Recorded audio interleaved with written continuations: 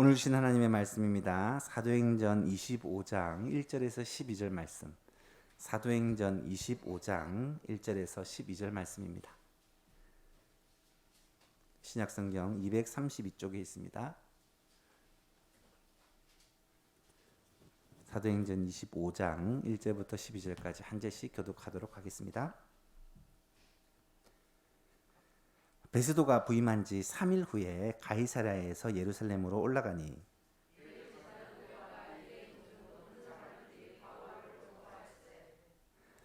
베스도의 호의로 바울을 예루살렘으로 옮기기를 청하니 이는 길에 매복하였다가 그를 죽이고자 함이더라.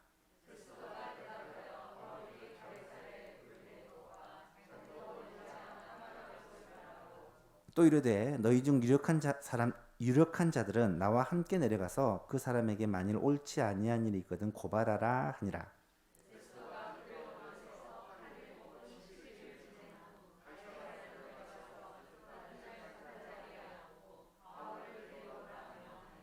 그가 나오매 예루살렘에서 내려온 유대인들이 둘러서서 여러 가지 중대한 사건으로 고발하되 능히 증거를 대지 못한지라.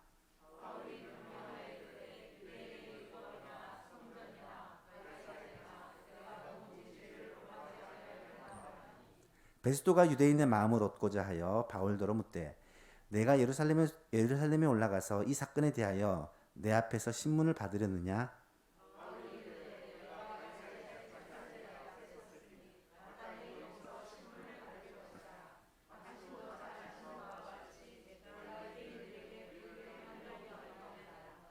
만일 내가 불의를 행하여 무슨 죽을 죄를 지었으면 죽기를 사양하지 아니할 것이나 만일 이 사람들이 나를 고발하는 것이 다 사실이 아니면 아무도 나를 그들에게 내줄 수 없나이다.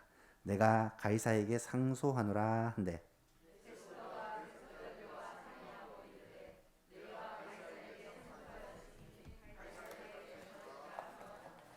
아멘.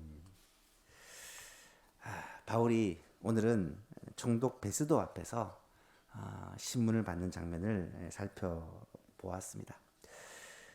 총독 벨릭스가 있고 베스도가 있는데 이름이 비슷해서 다 벳이라서 헷갈릴 수도 있습니다. 하지만 벨릭스 후임이 베스도 총독입니다. 이 두 총독은 평가가 완전히 엇갈리는 그런 총독이기도 합니다.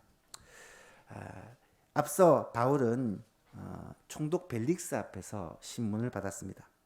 바울을 고발했던 사람이 당시 대제사장이었던 아나니아와 또 유대인들의 장로들 그리고 더둘로라는 변호사 아마 법률을 전공한 사람이겠죠. 같이 와서 바울을 고발하고 바울은 변호사 없이 혼자 그렇게 재판을 받습니다. 더둘로가 바울을 고발하기를 이 사람은 마치 전염병과 같아서 천하의 유대인들을 다 소유하게 하는 자다. 가는 곳마다 유대인들을 문제를 일으킨다. 그리고 나사렛 이단의 우두머리가 되고 예루살렘에서 사람들을 모아 큰 소동을 일으킨다. 그런 고발을 합니다. 바울이 그 고발에 대해서 변론을 합니다. 뭐라고 합니까? 나는 다른 나라를 다니다가 예루살렘 유대에 들어온 지 이제 12일밖에 안 되었다. 12일밖에 안 되었다. 오자마자 결례를 7일 동안 행하고 결례가 끝나기 전에 나는 체포가 되었다. 자신의 상황에 대해 설명하면서 예루살렘에 와서 누구를 만난다거나 사람들을 선동한 그런 적이 없고 그것을 본 사람도 아무도 없다. 그들의 고발이 거짓이라는 것을 밝히 증명을 합니다. 하지만 그것으로 끝나지 않고 덧붙여서 자신의 신앙 고백을 하죠. 하지만 나는 저들이 이단이라고 부르는 그 나사렛 예수를 믿는 도를 나는 믿고 있다. 여호와 하나님을 공경하고 율법과 선지자의 글 이 많은 구약 성경을 말합니다. 구약 성경에 기록한 것을 다 믿으며 그 성경에 기록한 대로 부활에 대해서 믿기 때문에 죽은 자의 부활에 대해 전파했기 때문에 내가 이런 고난을 받고 있다. 이렇게 얘기를 합니다. 결국 재판은 연기가 되죠. 왜냐하면 총독 벨리스는 그 두 사람의 얘기를 들어보고 혹시 한편을 손을 들어줬다가는 복잡한 문제에 얽힐 것을 두려워해서 나중에 천부장 루시아가 오면 루시아와 같이 이 문제를 해결하겠다 하고 무작정 미룹니다. 미루었지만 며칠이 지나지 않아 벨릭스는 바울을 개인적으로 찾아갑니다. 바울을 자기 아내였던 두루실라와 함께 찾아가서 바울과 함께 이야기를 하면서 바울로부터 복음을 전해 듣습니다. 의와 절제와 장차 오는 심판에 관한 그런 말씀들을 듣게 되죠. 하지만 그는 여러 번 만나서 여러 번 복음을 전해 들었음에도 불구하고 믿기를 거절합니다. 여러분, 아무리 말씀을 들어도 믿지 않는 사람이 있어요. 결국 벨릭스는 비참한 최후를 맞게 되죠. 벨릭스가 로마에 의해서 소환을 당하고 그 대신 베스도라는 새로운 총독이 부임을 하게 됩니다. 오늘 본문 아니죠. 앞에 27절을 보니까 이태가 지난 후, 이태라는 말은 2년을 말합니다. 2년이 지난 후 브루기오 베스도가 벨릭스의 소임을 이어받으니 벨릭스가 유대인의 마음을 얻고자 하여 바울을 구류하여 두었다. 이 말은 벨릭스가 2년 동안이나 이 바울을 풀어주지도 않고 구류하여 두면서 그렇다고 재판을 하지도 않고 미루면서 그렇게 버텨온 것입니다. 사실 이 문제를 해결할 생각은 전혀 없었던 거죠. 유대인의 눈치를 보고 또 그리스도인들의 눈치를 보고 그렇게 자기 할 일을 피차 미루어왔던 것입니다. 오늘 본문을 보면 그렇게 2년 동안 갇혀있는 바울이 새로 부임한 총독 베스도 앞에서 신문을 받는 장면이 나타나고 있죠. 앞부분에서는 왜 바울이 이 베스도 앞에서 오자마자 신문을 받게 되었는지 그 이유를 쭉 설명을 하고 있습니다. 1절 이하에 보니까 베스도가 부임한 지 3일 후에 이 유대 땅으로 베스도가 온 지 사흘 후에 가이사랴에서 예루살렘을 올라갔다. 가이사랴에는 로마 총독이 거주하는 로마 군대의 본부가 있고 예루살렘에는 사실은 이 유대 지역의 수도입니다. 유대인들을 통치하기 위해 베스도가 왔기 때문에 예루살렘에 거해야 할 것 같지만 로마의 주둔지는 이 가이사랴 항구 도시에 있었기 때문에 예루살렘에 가서 그 유대인들의 지도자들을 만나고 또 유대인들의 상황을 듣고 하기 위해 오자마자 바로 내려간 것입니다. 거기서 대제사장들과 유대인 중에 높은 사람들을 만나서 이야기를 하는데 세상에 온 지 3일 된 총독한테 바울을 바로 고발을 하는 겁니다. 베스도의 호의로 바울을 예루살렘으로 좀 보내달라. 이곳에서 재판을 받게 해달라라고 그렇게 부탁하면서 속으로는 오는 길에 매복해서 죽이겠다. 2년 전 했던 그런 계획을 똑같이 하려고 하고 있다는 것입니다. 베스도가 이야기를 합니다. 바울이 가이사랴에 구류되어 있다. 그리고 자기도 멀지 않아 가이사랴로 떠날 것이다. 그러니까 만약에 고발을 하거든 너희가 가이사랴에 와서 고발을 해라 라고 그렇게 말하죠. 베스도가 그 예루살렘에서 8일에서 10일 정도를 머문 후에 가이사랴로 내려갔고 내려가자마자 바로 다음날 유대인들이 바울에 대해서 와서 고발을 했다라고 기록을 합니다. 여러분 2년이 지났는데도 변한 것이 하나도 없습니다. 바울에 대한 증오와 바울을 죽이려는 그런 계략은 포기하지 않고 그대로 가지고 있었다는 거예요. 어쩌면 2년 동안 더 이를 갈고 칼을 갈면서 바울을 어떻게 죽일까 연구를 했겠죠. 2년 전에 재판 때는 사실 증인도 증거도 충분하지 않아서 바울을 유죄로 그렇게 얽어맬 수가 없었습니다. 그런데 그동안 나름대로 연구도 많이 하고 어떻게 하면 이 바울을 죄를 뒤집어 씌울까 고민을 많이 했겠죠. 그래서 드디어 재판장에 서게 됩니다. 하지만 바울을 유죄로 만들기가 쉽지가 않습니다. 왜냐하면 실제로 바울이 죄를 지은 것이 하나도 없기 때문이죠. 7절 8절에 보니까 그가 나오매 예루살렘에서 내려온 유대인들이 둘러서서 여러 가지 중대한 사건으로 고발하되 능히 증거를 대지 못하였다. 법정에서는 증거가 없으면 아무 소용이 없습니다. 증거를 대지 못하고 그냥 바울은 이런 사람이다, 저런 사람이다, 막 아주 중대한 죄로 고발을 하는 거죠. 주로 로마에 대항해서 어떤 모반을 계획한다든지 사람들을 모아서 소요를 일으킨다든지, 이것이 당시에 가장 큰 죄였기 때문에 그런 죄로 얽어매려는 거죠. 바울이 변명을 합니다. 유대인의 율법이나 성전이나 가이사에게 내가 도무지 죄를 범하지 아니하였다. 너무 당당합니다. 그런데 갑자기 뜻하지 않은 변수가 한 가지 나타납니다. 이 신임 총독 베스도도 눈치가 참 빨랐기 때문에 이 유대인들이 앞으로 자신이 통치해야 할 이 사람들이기 때문에 그들의 편을 살짝 들어주기 위해 바울에게 묻습니다. 바울아, 네가 예루살렘에 가서 재판을 받겠느냐? 이렇게 묻습니다. 9절 이하에 보니까 베스도가 유대인의 마음을 얻고자 하여 바울더러 묻되 내가 예루살렘에 올라가서 이 사건에 대하여 내 앞에서 신문을 받으려느냐? 그러자 바울이 아주 단호하게 말합니다. 내가 가이사의 재판 자리에 앞에 있으니 마땅히 거기서 신문을 받을 것이라. 당신도 잘 아시는 바와 같이 내가 유대인들에게 불의한 일을 행한 적이 없습니다. 유대인에게 가서 재판받을 이유가 없습니다. 만일 내가 불의를 행하여 무슨 죽을 죄를 지었다면 죽기를 사양하지 않을 것이지만 만일 이 사람들이 나를 고발하는 것이 다 거짓말이라면 아무도 나를 그들에게로 데려갈 수 없습니다. 하면서 내가 가이사에게 상소합니다. 예나 지금이나 이 상소 제도는 있었습니다. 아래에 있는 재판에서 억울하게 표했다가 생각이 되면 그 다음 단계, 오늘날 얘기하면 일반 법정에서 고등법원으로 또 대법원으로 상소를 하듯이 가이사에게 상소한다.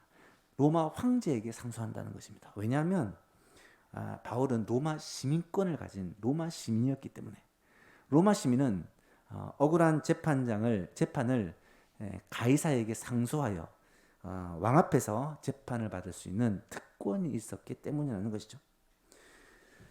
그래서 바울은 결국 로마에까지 갑니다.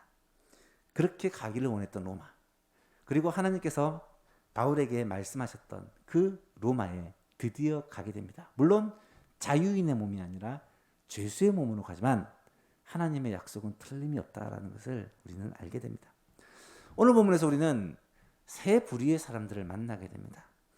먼저 바울을 어떻게 하면 죽일까, 이것을 위해서 온 에너지를 집중하고 있는 유대인들, 그리고 또 한 사람은 새로 부임했던 베스도라는 총독, 그리고 이 사이에 끼어 정말 고민하고 고통하는 이 사도 바울에 대해서 우리는 살펴보면서 무엇을 생각해 보고자 하냐면 오늘날 그리스도인이 이 세상에 살고 있는 것이 이것과는 비슷하다라는 것을 깨닫게 됩니다. 성도가 악한 세상 가운데 어떻게 살아야 되는지 이 내용들을 통해서 한번 묵상해 보고자 합니다. 첫 번째로 대제사장들과 유대 지도자들의 모습을 우리는 보게 됩니다. 이전 총독 벨릭스는 바울에게 아무런 죄가 없다는 것을 잘 알고 있었습니다. 또 이 유대의 정세에 대해서도 상황에 대해서도 많이 알고 있었던 사람이죠. 그런데 단지 유대인의 마음을 얻고자 2년 동안이나 바울을 구류에 두었습니다. 그리고 벨릭스는 갑자기 사건이 생겨서 본국으로 소환을 당하게 되면서 이 바울을 풀어주지도 못하고 재판한 것도 아니고 그냥 놔두고 그렇게 가버린 거예요. 그리고는 바울에 대해서 전혀 알지 못하는 새로운 총독이 부임을 하게 되죠. 물론 새로운 총독이 왔을 때에 또 신하들이 이 총독에게 이런 사람이 있고 뭐 이런 상황이다라고 설명은 했겠죠. 하지만 과정을 잘 알지 못하는 베스도가 이 일에 대해서 정확하게 판단할 수는 없습니다. 이런 기회를 유대인들이 놓칠 리가 없죠. 잘 됐다. 베스도는 바울에 대해서 하나도 모르기 때문에 우리가 말만 잘하면 바울을 얼마든지 큰 죄인으로 몰아갈 수 있고 죽일 수 있겠다. 그렇게 기회를 붙잡은 것입니다. 그리고 총독 베스도가 예루살렘에 인사차 방문하자마자 제일 만난 첫 자리에서 바로 바울 얘기를 꺼내고 이 사람은 정말 아주 무서운 사람입니다. 꼭 죽여야 됩니다. 그렇게 고발을 한 것입니다. 1절 2절에 보니까 베스도가 부임한 지 3일 후에 가이사랴에서 예루살렘으로 올라가니 대제사장들과 유대인 중 높은 사람이 바울을 고소할세. 이제 처음으로 유대 지역에 부임을 받아 와서 처음으로 유대인의 지도자들과 만나는 그 자리에서 다른 것은 관심이 없고 오직 바울을 고소해서 바울을 죽이려는 이 관심이 가득히 있는 그들의 모습을 보게 됩니다. 요세푸스가 이 사실들을 기록한 내용들이 좀 많이 있는데요. 요세푸스의 기록에 의하면 이때 대제사장이 이스마엘이라는 제사장입니다. 2년 전에 우리가 아나니아라는 제사장이 바울을 고소한 것을 살펴보았는데 그 사이에 제사장이 바뀌었어요. 원래 대제사장이라는 직분은 종신직입니다. 한 번 되면 죽을 때까지 직분을 갖게 되고 죽으면 그의 아들이 혹은 뭐 나이가 많으면 손자가 그 직임을 이어받게 되어 있습니다. 그것이 성경에 기록된 대제사장의 법이에요. 그런데 로마가 이 유대를 정복하면서부터는 이런 법이 사라집니다. 그리고 대제사장을 임명을 합니다. 주로 이 지역을 통치했던 왕이었던 헤롯 왕이 대제사장을 누구하라 이렇게 임명을 합니다. 그래서 아나니아가 대제사장이 있다가 이 이스마엘로 임명이 바뀝니다. 힘과 권력에 의해 자기가 원하는 사람을 앉히는 거죠. 물론 제사장 중에서 대제사장을 정하는 거죠. 그래서 대제사장이 계속해서 바뀝니다. 바뀌는데 한 번 대제사장이 된 사람은 혹시 제사장 자리를 반납을 하더라도 대제사장이라고 불렸다고 합니다. 그리고 비슷한 대우를 해주었다고 해요. 그래서 대제사장이 많았습니다. 대제사장들이라는 말은 사실은 있을 수 없는 말인데 이 당시는 전직 대제사장들이 꽤 있었기 때문에 그 대제사장들, 그러니까 이 바울을 고소한 대제사장들 가운데는 물론 이스마엘을 포함한 전직 대제사장이었던 아나니아도 포함되었을 것이다 라고 우리는 쉽게 추측을 할 수 있습니다. 아나니아는 왜 바울에 대해서 이를 갈고 있습니까?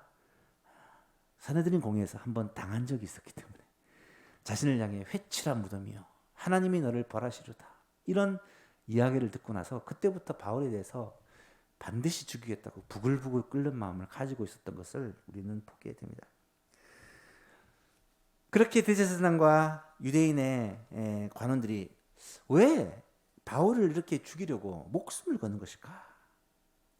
사실은 바울을 처음으로 고소한 사람은 누구냐면 저 멀리 에베소에서 온 유대인들이에요. 그들은 바울이 두란노 소원에서 말씀을 가르침으로 완전히 에베소 이 도시의 문화를 바꿔놔 버렸습니다. 그로 말미암아 자신의 이 생업이 위기를 겪고 주로 우상을 만드는 직업이 성행했던 지역이었기 때문에 또 마술을 행하던 사람들이 일자리를 잃어버리고 이런 일들을 당했기 때문에 바울에 대해서 복수하려는 마음이 있어서 바울을 고발했을 것입니다.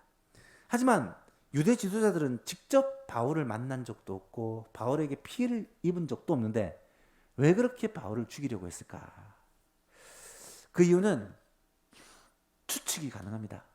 당시 기독교, 예루살렘에 시작된 이 교회가 사회에 엄청나게 강력한 영향력을 끼치고 있었다는 거예요. 성전을 중심으로 한 그 유대 종교 지도자들의 기득권, 성전을 돈벌이로 사용하고 하나님의 그 말씀을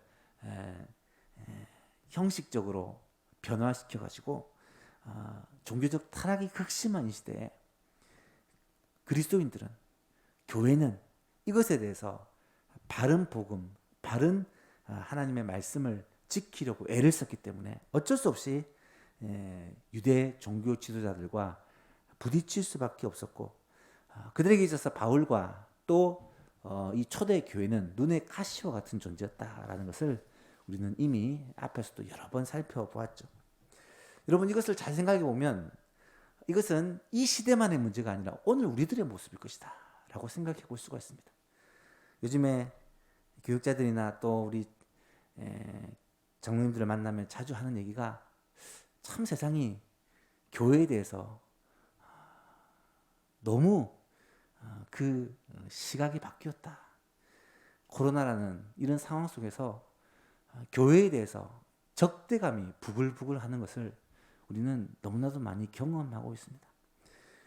교회를 이제 다시 출석하여 나오고 있어서 나오지 않는 사람들을 만나서 신방하고 전화로 또 나오라고 독려를 하면 많은 사람들이 아직까지 이 코로나에 대한 세상 사람들의 인식이 두려워서 직장에서 회사에서 나가는 것을 교회 나가는 것을 굉장히 싫어하기 때문에 또 일하는 그 곳에서 교회를 다닌다는 것을 아주 좋지 않게 생각하기 때문에 나오지 못한다라는 사람들이 지금도 꽤 있습니다.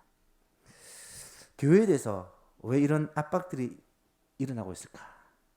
결국은 자신의 권력과 기득권을 유지하는 데 있어서 이 기독교라는 하나님의 말씀의 기준을 가지고 살아가는 사람들에게는 이것이 걸림이 된다는 거예요. 여러분, 재물과 권력을 놓지 않고 영원히 유지하는 것, 이것이 오늘날 힘과 권력을 가진 사람들의 유일한 소망입니다. 자신의 가지고 있는 이 기득권, 이 재물, 이 권력을 놓치고 싶지 않은 거예요. 그래서 어떻게든 하나님의 이 공법과 정의를 이야기하는 하나님의 말씀의 원리로 살아가는 그리스도인들에 대해서 사단은 당연히 공격을 할 수밖에 없겠죠. 저는 이것이 바로 인간의 죄성의 모습이다라고 생각을 합니다. 인간은 끊임없이 하나님을 반역해 왔어요. 아담과 하와부터 시작해서 바벨탑 사건이라든지 또 아벨이 자기 형제 가인을 쳐서 죽인 사건도 보십시오. 매우 이기적이고 자기 중심적이며 뿐만 아니라 소위 자신의 조그마한 자존심이라도 건들면 그것을 참지 못하고 반드시 더 큰 것으로 갚아지어야 속이 시원한 그런 참 악한 인간의 모습들을 우리는 보게 된다는 것입니다. 이 유대 종교 지도자들은 지금까지 누리고 있는 그 많은 그런 특권들을 예수님이 성전을 청결하게 하심으로 말미암아 내가 성전을 사흘 만에 헐겠다고 말씀하시고 성전에 대해서 예수님께서 하신 그 말과 행위들이 이 종교 지도자들에게서는 굉장히 반감을 일으켰고 예수님을 따르는 이 교회에 대해서 계속해서 핍박을 가했다라는 것을 알 수가 있습니다. 여러분, 오늘날 우리가 살고 있는 이 시대에 교회에 대해서 이렇게 그들의 시각이 세상 사람들의 시각이 참 좋지 않게 변해버린 이런 상황 속에 우리는 어떻게 그리스도인으로 살아야 할까? 어떻게 그리스도인으로 세상과 함께 살아가야 될까? 고민을 참 많이 할 수밖에 없습니다. 어떻게 살아야겠습니까? 어떻게 악한 세상, 이 험한 세상 가운데 믿음을 지키며 살아야겠습니까? 예수님은 제자들을 세상에 보내시면서 뭐라고 말씀하시냐면 너희가 뱀같이 지혜롭고 비둘기처럼 순결하라고 말씀하세요. 이 두 가지가 동시에 있어야 한다는 것입니다. 세상 가운데서 지혜로울 필요가 있습니다.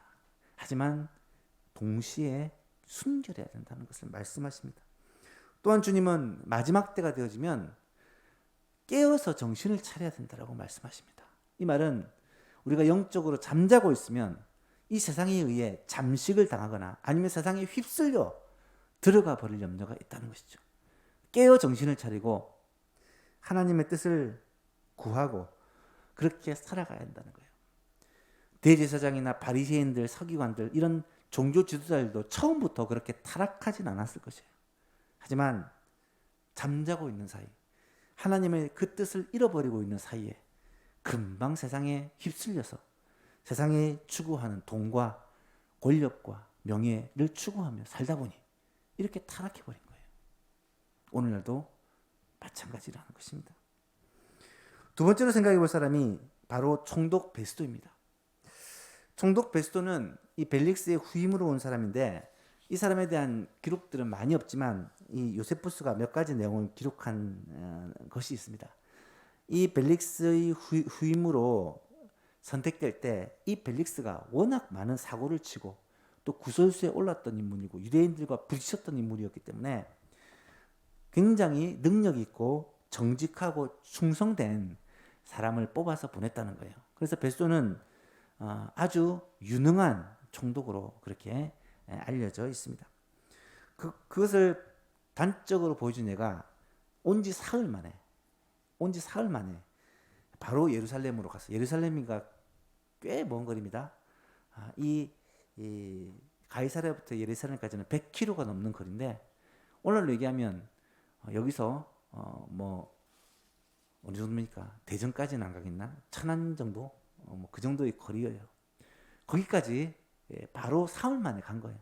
이 당시는 교통편이라 해봤자 말을 타는 것 정도.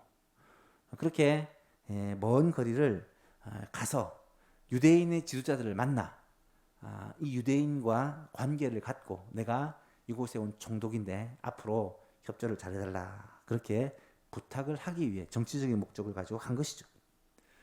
아주 부지런한 사람이었고 또 아주 냉철한 사람이었고 지혜로운 사람이었다고 합니다. 그래서 그 자리에서 바로 만나자마자 바울을 고소를 하니까 이 베스도는 판단을 하는 거예요. 이 사람들이 고소를 하는 것을 그냥 받아주면 안 되겠구나.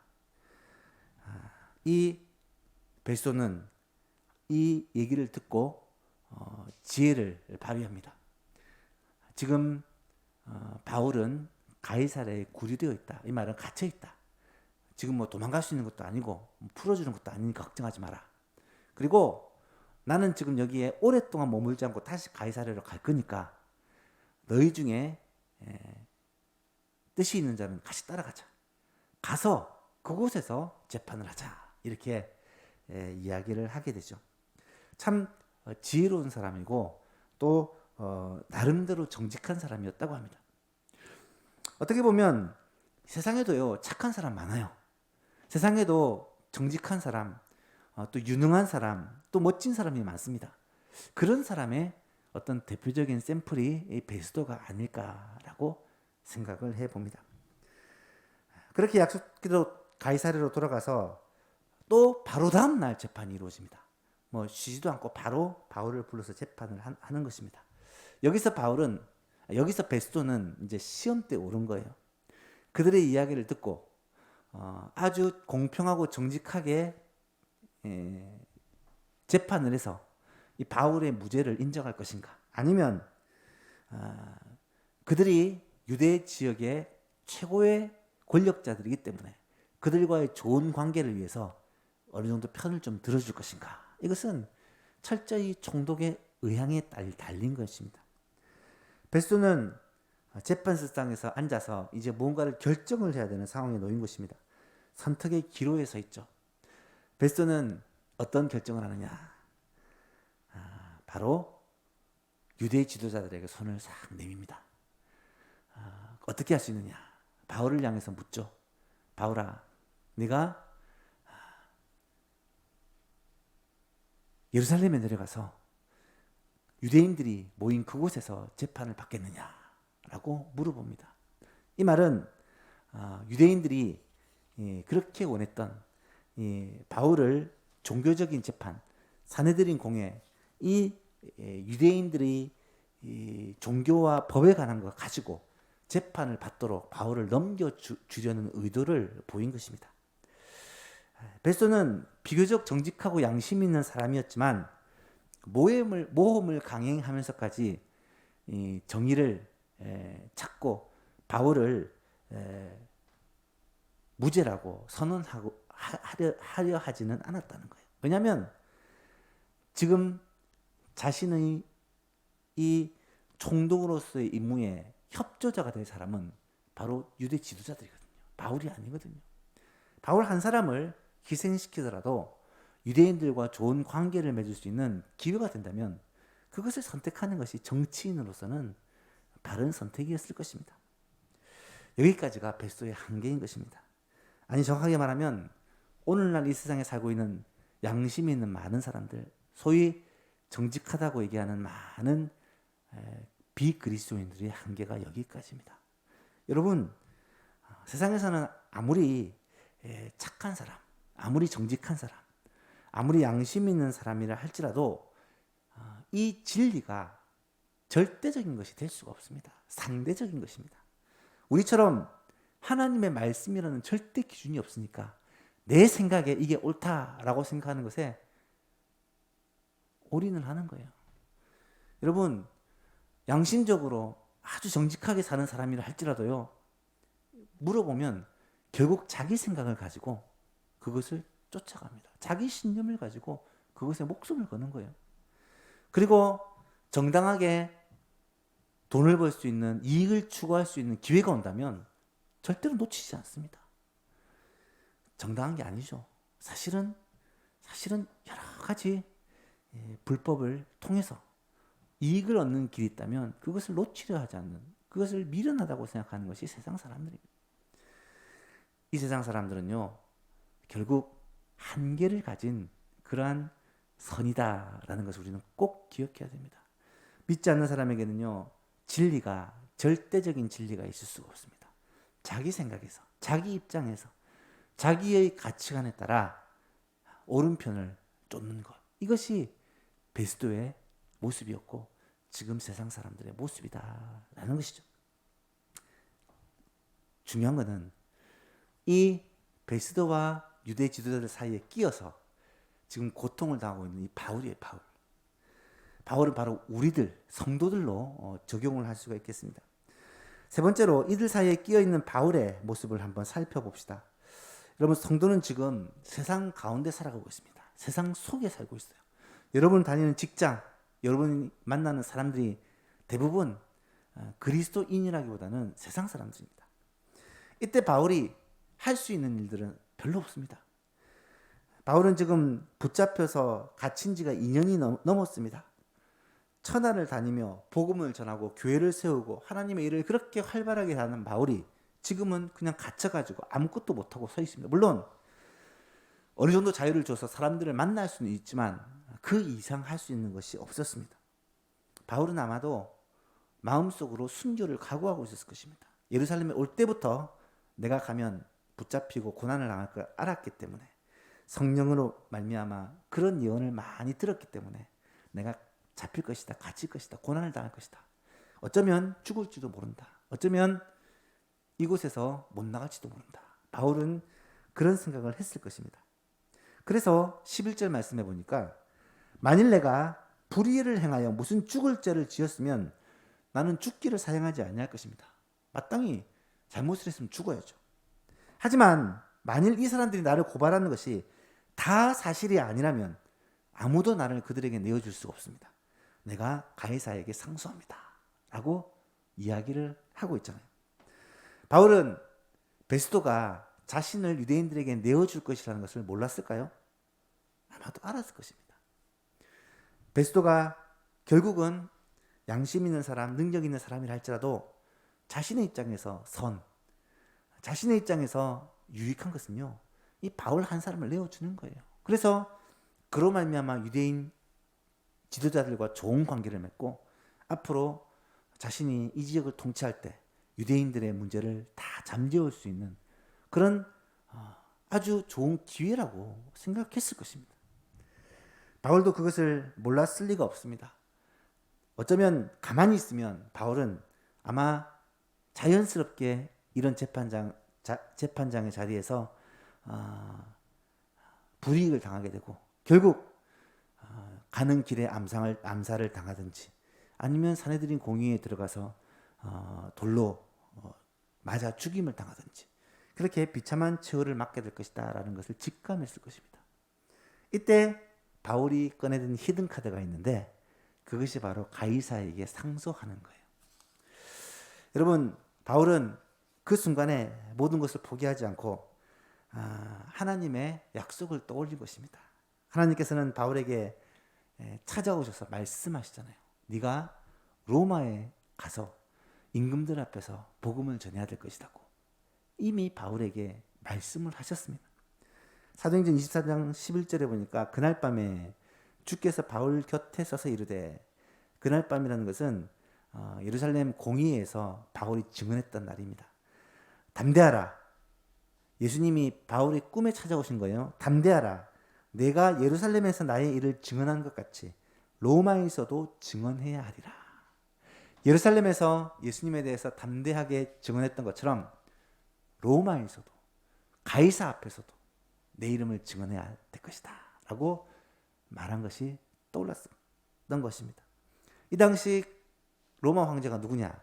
네로입니다. 네로는요, 정신병 이전과 이후로 갈라집니다. 정신병 이전은 그래도 정상적인 왕이었어요. 하지만 미치고 나서는 이제 완전히 폭군으로 바뀌어버리게 되는데, 이때만 해도 괜찮았던 왕입니다. 이것은 분명 절박한 상황 가운데 바울이 어떻게 해야 될까? 하나님, 지금 상황으로 보니까 베스도가 나를 유대인들에게 넘겨줄 것 같은데, 넘겨주면 뭐 100% 죽음입니다.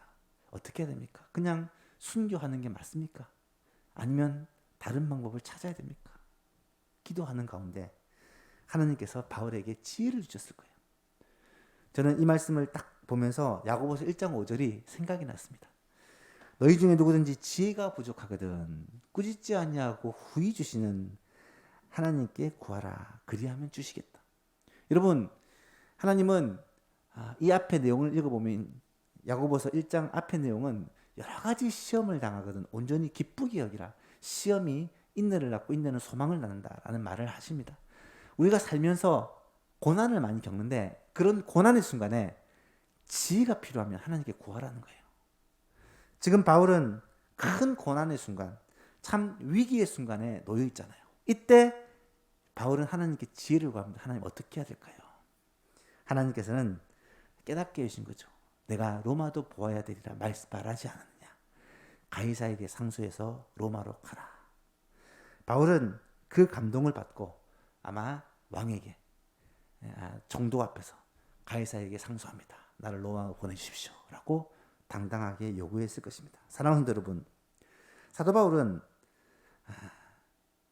이런 상황을 통해서 우리에게 이런 말을 하는 것 같아요. 그리스도인의 삶이라는 것은 우는 사자처럼 우리를 집어삼키려고 달려드는 그런 사단이 지배하고 있는 이 세상 가운데서 우리가 하나님의 뜻이 무엇이며 하나님이 원하시는 것이 무엇인지를 붙잡고 결정을 내리며 사는 것이다. 여러분, 타협도 아니고 포기도 아니고 우리는 하나님이 주시는 지혜를 붙잡고 살아가는 자임을 기억해야 합니다. 사건을 보면서 저는 자연스럽게 한 사람이 떠올랐어요. 구약의 인물 가운데 야곱이라는 사람인데요. 여러분, 야곱이 일생에 참 많은 고난과 어려움들을 당하는데 그 중에 야복강에서 하나님을 만난 후에 야곱이 당한 큰 어려움이 있었습니다. 창세기 34장 5장을 보시면 야곱이 세겜이라는 곳에 성 밖에 장막을 치고 가고 있었는데, 야곱의 딸 디나라는 딸이 성을 구경하고 싶은 거예요. 그래서 세겜성에 들어가서 사람들을 구경하고 있는데, 그만 이 성의 추장인 세겜이라는 사람에 의해 강간을 당하고 아주 어려움을 당하게 됩니다. 참 뻔뻔하게도 이 세겜은 야곱에게 찾아와서 내가 디나를 사랑하니까 디나를 내게 아내로 주십시오, 그렇게 요구를 합니다. 그러면 당신의 성 밖에 살고 있는 당신을 우리 성으로 맞아들이고 우리가 모든 좋은 것들을 당신과 함께 하겠습니다. 이 거절할 수도 없는, 거절하면 죽이겠다, 이런 의미의 그런 협박이죠. 그때 야곱은 어떻게 합니까? 난리가 났죠. 어떻게 할까? 이때 야곱의 아들 중에 시므온과 레위라는 두 아들이 꾀를 냅니다. 그들과 언약을 맺기 위해서는 반드시 할례를 받아야 됩니다. 할례를 받지 않으면 언약을 맺을 수 없습니다. 할례를 받게 하고, 할례를 받으면 남자들이 움직이지 못하고 다 누워있죠. 그 틈을 타서 시므온과 레위가 칼을 들고 들어가 세겜성에 있는 모든 남자를 다 죽여버립니다. 얼마 지나지 않아 그 소문이 온 이 가나안 지역에 퍼졌고요. 야곱의 가족은 이제 가나안 땅에서 공공의 적이 되어 이제 죽임을 당할 수밖에 없는 큰 위기에 처하게 됩니다. 야곱은 큰일 났다. 어떻게 해야 되나? 그런데 야곱이 이 일을 어떻게 극복하는 줄 아십니까? 창세기 35장에 보면 이런 말씀이 나타나요. 하나님이 야곱에게 이르시되 일어나 베델로 올라가서 거기 거주하며 내가 내 형 에서의 낯을 피하여 도망했던 때에 내게 나타났던 하나님께 거기서 제단을 쌓으라. 무슨 말입니까? 야곱이 젊은 시절 형 에서의 칼을 피해 외삼촌 라반의 집으로 도망할 때 이 베델에서 돌베개를 베고 자다가 하나님을 만납니다. 그때 약속을 합니다. 내가 무사히 이 고향으로 돌아오게 해주시고 아버지 집으로 돌아오게 해주시면 내가 세운 이 누웠던 베개가 하나님께 제단이 될 것이고 하나님을 예배하는 이 예배 장소가 될 것이고 10의 1을 구별하여 하나님께 드리겠으며 영원토록 하나님을 섬기겠습니다. 약속을 하는 장면이 나타납니다. 그런데 실제로 돌아왔을 때 약속한 이 베델에 가서 하나님께 예배하지 않았다는 거예요. 하나님은 그 이야기를 하시면서 전에 내가 서약했던 그 베델로 가서 하나님을 만나라. 야곱이 이 이야기를 듣고 자기 집안 사람과 자기와 함께한 모든 자에게 말하기를 너희 중에 있는 이방 신상을 버리고 자기를 정결하게 하고 너희 의복을 받고 입어라. 하나님께 가기 위해서는 하나님과 약속한 그 베델로 가기 위해서는 제일 먼저 해야 될 게 우리의 모든 우상을 다 제하해 버리는 거. 그리고 일어나 베델로 올라가자. 내 환난 날에 내게 응답하시면 내가 가는 길에서 나와 함께 하셨던 하나님께 내가 거기서 제단을 쌓으려 하노라. 세겜 성 앞에 살고 있던 이 야곱의 가족들은 전부 다 일어나서 베델로 올라갑니다. 그들이 자기 손에 있는 모든 이방 신상들과 자기 귀에 있는 귀고리들을 야곱에게 주는지라 야곱이 그것을 세겜 근처 상수리 나무 아래에 묻고 그들이 떠났으나 하나님이 그 사명 고울들로 크게 두려워하게 하셨으므로 야곱의 아들들을 추격하는 자가 없었더라. 놀라운 기적이 일어났던 것을 보게 됩니다. 사랑하는 여러분, 이 세상에서의 싸움은요, 우리가 세상의 방법으로 싸우려고 하면 백전백패할 수밖에 없습니다. 세상과의 싸움은 세상의 방법으로 싸워서는 안 돼요. 여러 번 말씀드리지만 이 세상 사람들은 하나님을 두려워하지 않습니다. 그들에게는 하나님의 말씀도 없고요, 공법과 정의도 없습니다. 심지어 하나님께서 보편적으로 주신 양심이라는 기준도 때에 따라서 바뀌는 것이 세상 사람들입니다. 자신의 유익을 위해서는 무엇이든지 할 수 있는 것이 세상 사람들이에요. 수단과 방법을 가리지 않고 싸우는 것이 세상의 모습입니다. 여러분, 성도가 세상 가운데 어떻게 믿음으로 살 수가 있을까요? 오늘 본문의 바울의 모습을 보면서 또 야곱의 모습을 보면서 우리는 깨달아야 한다는 것입니다. 어떤 교훈을 받을 수 있습니까? 결국은 하나님께로 돌아가야 된다. 하나님의 약속으로 돌아가야 된다. 하나님께서 주신 약속을 붙들어야 된다. 하나님을 의지해야 된다는 거예요. 주 없이 살 수 없습니다. 주님만이 나의 도움입니다. 이것이 세상과 싸우는 성도의 방법이라는 것입니다. 하나님이 주시는 지혜를 구해야 됩니다. 하나님이 주시는 말씀을 구해야 됩니다. 그리고 그 말씀을 붙들고 순종해야 됩니다. 세상의 방법이 아니라 하나님의 방법으로 싸울 때 성도는 승리할 수 있습니다. 주의 도우심으로 말미암아 세상 가운데 살아갈 수가 있는 거예요. 바울이 인간적인 지혜를 구했다면 어떻게 되었겠습니까? 야곱이 인간적인 방법으로 이 문제를 해결하려고 발버둥 쳤다면 어떻게 되었겠습니까? 하나님의 방법, 사람은요, 하나님의 도우심으로 살아가게 됩니다. 시편 121편, 제가 너무 좋아하는 시편인데요. 같이 한번 읽어볼까요? 내가 산을 향하여 눈을 들리라. 나의 도움이 어디서 올까? 나의 도움은 천지를 지으신 여호와에게 서로다. 아멘. 그렇습니다. 이제 목금토 사흘을 살아갈 건데요. 세상 가운데 살아가면서 사실은 지치고 낙심이 될 일이 많이 있을 것입니다. 힘들고 어려운 일이 많이 있어요. 여러분, 그 가운데 어떻게 살아야 되겠습니까? 하나님의 도우심으로 살아야 됩니다. 주님이 주시는 지혜로 살아야 됩니다. 주님을 의지하고 살아야 됩니다. 말씀을 붙잡고 살아야 돼요. 그럴 때 성도는 이기게 되어 있습니다. 그럴 때 위기를 극복할 수 있게 됩니다. 그럴 때 하나님께서 예비하신 생각지도 못한 은혜와 복을 누리며 살 수 있습니다. 그런 은혜가 예수명 모든 가족들에게 함께하기를 예수 그리스도 이름으로 축복합니다.